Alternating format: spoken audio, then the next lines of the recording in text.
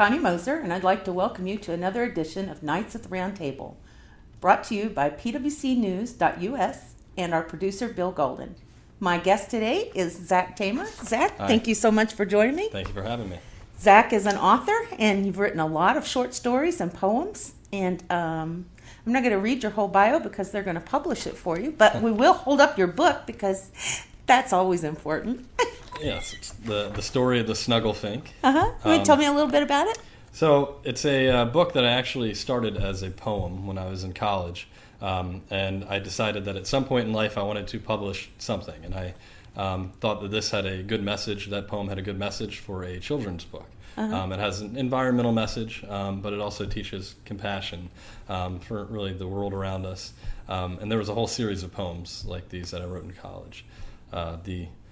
The assignment that we were given was to kind of emulate one of our favorite children's authors in our poems. And some of my favorite authors, I guess, were Shel Silverstein and Dr. Seuss, and I really enjoyed those. So I tried to emulate them with our own style in there as well.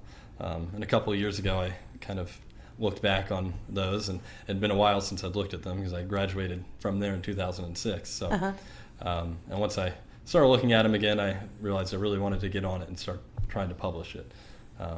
So I broke it down, turned it into a story, and found an illustrator and put it out there for publishing, and got lucky. So was that hard to do, to find a publisher? That was probably the hardest part of the whole thing. I enjoy the writing piece, and it was fun seeing it all come together with the illustrator.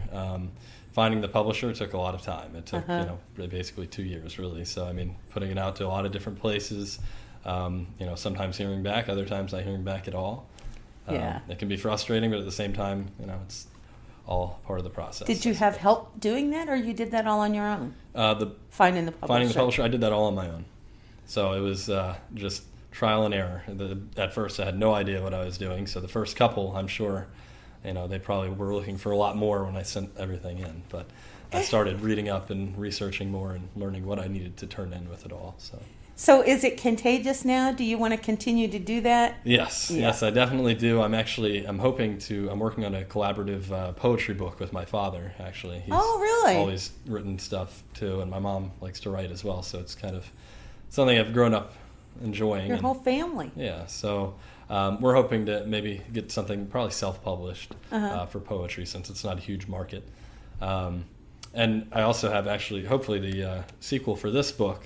There's actually a contest on my website for kids to get involved, to come up with their own ideas on how to save the forest and the animals in the story. And whoever has the most creative idea, I suppose, will be the hero of the sequel. So. Do you work with other partners, like to promote your books? Do you work in teams, or? Mostly it's just been myself going out and trying to promote myself, which is very hard for me to get used to, because that's not something I'm used to doing at all. I've gotten a little more, I guess, comfortable with it. Since I'm a volunteer coordinator at a nursing home, I have to go out and try to recruit folks to come in and kind of market our facility a lot. So that's kind of helped me come out of my shell a little bit, I guess, and go into the world of marketing a little bit. It's a pretty diverse swing there, from working in a nursing home to being an author is a pretty big... Yeah, it's a big difference, I suppose. But an environmental focus as opposed to geriatric. Yeah. In school, I actually went to college for sociology. I had an English minor, so I always enjoyed writing.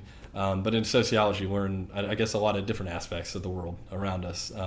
Took a couple environmental classes as well, and I think really I started thinking more about, I guess, writing on the environmental impacts when I read a book called Ishmael by Daniel Quinn, and it was a really good book, and it's just all about how we affect the world around us. Everything we do affects the world around us, and the things that are affected and how it affects us as well.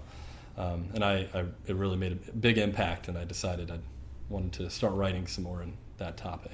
Well, that's a great topic, because we certainly need some, I don't know how you feel about, we don't call it global warming anymore. What do we call it now? I guess climate change. Yeah. So there definitely is a need for education, and it really does have to start with children, I think. Yeah, and even if it's just starting to learn about recycling programs or picking up the litter in the area around you. I always think about it when I see litter out on all over the street, people wouldn't just throw stuff all over their house. You are the perfect partner for Keep Prince William Beautiful. And before you leave here today, make sure that I give you their contact information, because they have like a speakers bureau, and you could take your book and promote yourself and promote improving the environment. So that's the win-win. Yeah, thing. That'd be wonderful. That would be a good partnership for you. Thank you very much. Oh, you're welcome. Well, I don't want to keep you with us all day. We're going to try to keep it short and sweet, because I recently learned that people only watch about 4 minutes of a video and then they cut out of there. We're very ADD. So, yeah. So is there anything else you'd like to close with? Thank you very much for having me. I really appreciate this opportunity. Okay, well, thanks so much for coming. Thank you. All right. And we'll see you next week for another edition of Nights at the Round Table.